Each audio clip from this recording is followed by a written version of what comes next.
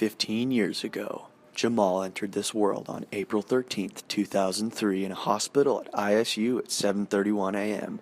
Just 2 hours later, his arch-nemesis Ethan joined the universe in the same hospital at 9:31 on the same day of the same year of the same planetary rotation.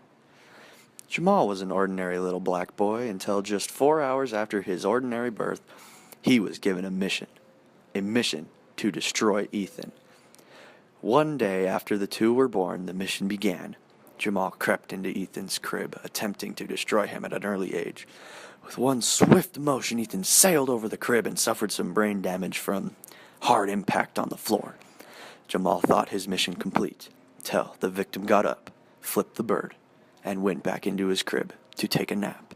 Lights flashed and buzzers beeped as Chloe had no intentions of taking a ride in one of those ejector seats today. She leapt out of the chopper as the ejector's boosters ignited and shot into the sky.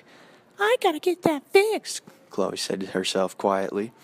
"Why does it have an ejector seat in the first place?" Next week, when school came around again, Chloe did her usual woke up late and didn't do a flight check routine. She bounced in the seat as the engine started. She flicked the seat heater switch on the right-hand side by the panel control. Nothing happened.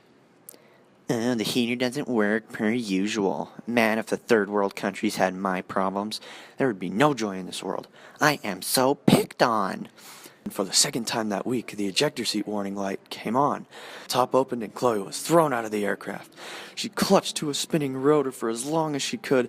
It spun faster and faster and faster. Not being able to hold on any longer, she slipped off and aimed for the stack of hay. She stood up from her semi-soft haystack landing, her head spinning. She brushed the hay from her body. There was no saving her hair, though. The only injury she had suffered from the accident was a few bruises and a limp. A gargantuan shadow covered the park where they stood talking. They both looked, thinking it was a cloud. It was, and they lived happily ever after. At least that's what the ideal ending would be. What they saw was no cloud. It was a giant flying taco truck. Even worse, at the helm of the monster was none other than the backstabbing, two-timing Mexican restaurant-smelling Courtney. Without a word, Courtney fired 2 Titanic-sized burritos at the pair. They were both ready for an attack of the sort. Chloe's remote control attack helicopter zoomed in, firing the burritos. At the same instant, Ethan's explosive boomerang went after the other. Passing by the burritos, the two kick-A weapons hit each other and exploded. They both lunged out of the way of the burritos. Soon, a barrage of tacos flew at them with bullet speed.